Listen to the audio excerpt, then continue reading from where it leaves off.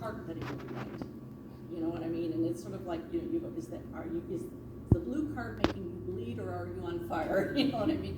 So, it's learning how to portion yourself out and not to overstress number one. I really love that. But the last one that is this the last one? Yeah, it's the last one that you talked about. That I was gunning for this one. I really wanted to. I had been talking with one of the people who was organizing, who was speaking at this event. I had been speaking with her via email prior to this, and she said, "Are you by chance coming to the Women's Committee?" I said, "Well, I don't know yet." And she said, "Well, if you do, I'll be speaking."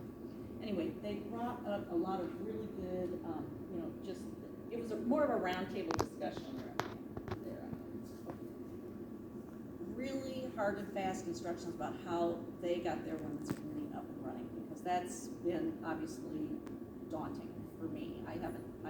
Well, me and many others, I'm speaking only for myself right now, but many of us have been working on that situation. And so they brought up really good, here's the steps to do it, kind of clear things, really good information.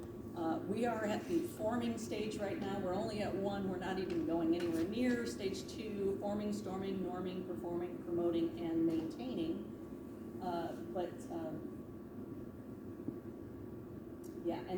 And then when, as we discussed it, it was a lot of the strategies that they had used to get their membership working and getting them volunteering, and mostly getting ideas from people. Again, the idea of the punch card, or as women who, one of the committees would have a big ticket depository. Every time a woman showed up in an event, or showed up at a women's committee planning meeting, or showed up at anything, she'd get a ticket in the bucket. So that at the end of the year, when they were deciding who was going to go to the women's committee, they would have that many entries in the bucket of how much they had worked that hard, and it was a physical representation of how they had worked hard. And so they would pull people out of the bucket to see who was going to go to the women's committee, or do it on a point system. Another person said they did it on a point system of showing up and signing up and doing things. But more than anything, they were talking about what a women's committee is and what it does for the local. One of them brought up, we enhance, we do not compete. And so there wouldn't be a women's committee. They don't have a women's committee function or charitable outreach or whatever it is they're planning. It's not going to it's not going to be in competition with anything that the local women is doing themselves. And in fact, it might be in conjunction with it. Like I was thinking about that ATV ride that just happened recently. Wouldn't it have been great if the women's committee had I wasn't there, but I had heard that some people didn't go on the ride. So maybe a women's committee could stay back with those people, get the cornhole tournament going on, do some activities for the kids, some crafts, and do a little trail hunt for the kids or something like that. We were brainstorming with the ideas, just it's hard and fast. So a lot of things like that.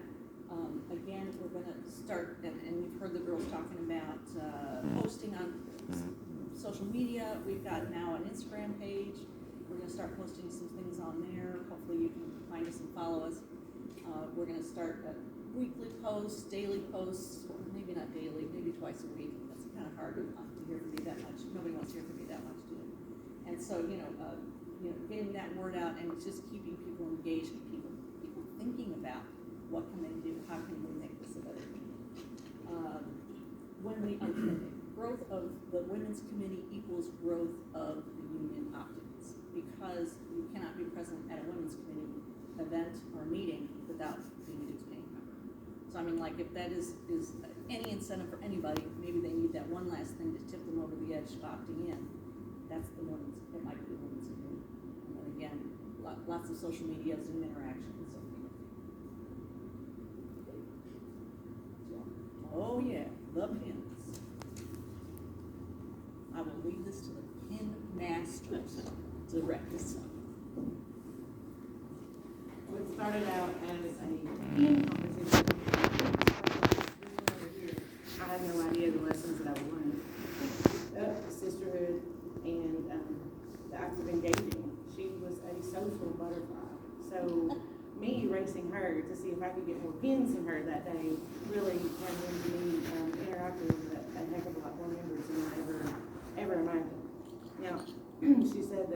people weren't just gonna give, them women were ruthless, let me just tell you. They ain't gonna give you a pen if you don't have one to give them, period. So, I just told them that, I was with a really old lady, and I needed one. That we didn't have enough. It worked, but in the process, I got a lot of emails, a lot of numbers, she did beat me in pins. Yeah. We haven't figured quite out what the prize would be, because it was like, I told her that since she won, she gets me forever. But that wasn't good enough, so. But we bonded, It's a lot of fun. learned a lot. But Yeah, see, the thing well, about it is, she did not tell everybody, is number one, you can't be in the union without engaging yourself with others. Me, I did not engage myself when I first started 20 years ago. I have to thank Mike and a few others, and Iris, for making me a butterfly. For the simple fact, I told them, Iris and a few others, that I needed a prepaid lawyer for the money I paid for union dues. I ain't gonna lie to you. Because number one, I was treated like a Karen. And we did a class on Karens and being able to engage yourself. A Karen is a person of her stature. The class was angry black women and white Karens. And I went with her. yeah, because she had to go with me, because number one, you know, was the only black woman. So, I don't think that helped, yeah. well, you know, I was the only black woman with y'all. I mean, I told him we had to be an Oreo. I told him to make the thing, we got to send in, everybody don't take my idea because I'm gonna give it to you. I said, we're gonna send in to Oreo to make the chocolate in the middle and the white on the outside, which was me. I am the middle. For the simple fact of being in the middle is I'm going up, and Tracy passed me in the airport 3 times. And I'm sitting there, okay, what am I? The monkey in the middle. But I'm not the monkey. But the thing about it is learning not to be an angry black woman, being a loving and caring black woman, because I became sisters with 3 young ladies that we can grow and to be able to develop other young ladies into being sisterhood. Because being in the sisterhood means more than just being, and brotherhood, because when I was in Pennsylvania and I learned what, when they said, who are we? We are who? We are Teamsters. And when we walked that line, I'd never walked a picket line. I'd never done anything like that. But to be able to do that for the plumbing guys was amazing to me. For the simple fact, we never went on strike here. I've seen people on strike, and I've seen people take food to them and to see the struggle. But to be without, I don't know that. Only thing I knew was being without, and we did the thing about COVID. We took that class. I made her come on. Look, she's coming. We took the COVID class. And in the COVID class, we learned, I had to tell my story. It was 4 of us, my 3 girls and my granddaughter, that had COVID. And when we had COVID, we didn't have people to come with the network, but I had 2 people to come to me in my union, brother and sister, that took care of me. And my daughter's union, they worked for Kroger, and they came and took care of us. And that was what sisterhood is about. Because if it wasn't for them, I wouldn't have known. And for Kroger, which is our union, and for my union here, and my sister and brother, they took care of me and my family. And for when my daughter's father died, of COVID. And I made a statement, said, you know, when you go to the hospital, they pick and choose who to give the ventilators to, which I still feel that. But to know what the nurses go through, because they're the last ones with this thing right here, and it says, hey, you want to talk to your family? Before I unplug them. And so in that class, we became sisters from Texas, from Pennsylvania, from New York, from Hawaii, from all the different countries that were there, cities, states, whatever.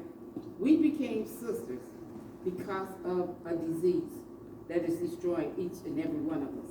But if we don't know, and if we don't give, and if we don't embrace each other and stop the wars and the bickering, we're all gonna die. But it's one thing for sure. I've learned that I have 3 more sisters, 4 more sisters. I don't know about but y'all know, I have sisters. I've learned to grow. I have a big brother that will take me under his wings and say, hey, this is not right. But someone that has my back when I need it. Yeah. And this is what the union is supposed to be, having one another's back. Thank you. Laura. Yeah, The other Laura. the other Laura, that's what I was gonna say. Laura. We were with, you know, obviously, a huge amount of people. And we met another Laura, we call her West Coast Laura, this is East Coast Laura. She was with a group that she felt completely alone. She didn't have anybody to eat lunch with and things like that. So we adopted her, even though she was wearing a leather vest and red shirt, the Barma thing, but we adopted her and we learned a lot. We learned a lot from Miss Laura, whether she knows that or not, we did. Oh, don't start there. Miss Laura had a lot I'm of not things supposed in to hear common it. with Miss Laura, and I had a lot of things in common with Miss Laura as well. And we shared a lot of tears, even though we didn't know each other for what, a day, 2 days at that point. We shed a lot of tears with one another and a lot of growth that just because Miss Laura on the West Coast is going through something doesn't mean that we can't help her too. That's So, unity. Yeah. I mean, that's how you build unity. And I know that that is a distinctly, that may or may not be, I shouldn't assume, a woman's thing. You know, building unity that way by sharing. But it certainly was 100% successful during our committee, going to the committee. So I feel like, you know, I'm closer to the girls that I went with, and I'm closer to the girls that I found there, and traded pens with, and did all those things, and ate lunch with, and walked up and down back between the 2 hotels with, and you know, but it was a really successful conference, and I'm really appreciative that I was able to go. I really want to share that with you all. So I'm glad that the membership was able to send us. It's a worthy thing. Yes, Cindy, we also. Thank you all, everybody, not just the e-board, but everybody. But, you know, the thing that gets me, because we're hidden behind the mask, you know, we're hidden behind the mask, don't mean that we don't have to smile and speak. We don't have to be sourpusses or people that eat persimmons all their lives. We just have to share for the simple fact, we don't know who has to give you your last glass of water, or fix that flat tire, or give you a ride, or bring you some gas, or maybe give you some food, or give me a Coke. Now, I know I'm not gonna depend on you, because I'll be out. But I just want to say thank you to my sisters, all of my sisters and my brothers, for the joy that 651 has given me. Thank you. Here's some of our sheets. I put them up to press play. I'll just keep looping around if you guys want to see some of them. They're really intricate and really, we need to step up our pin game. There was no glitter, no sparkles on ours.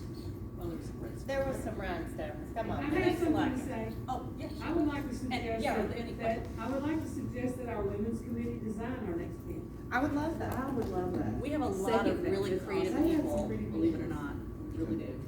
Now, I we would love carried the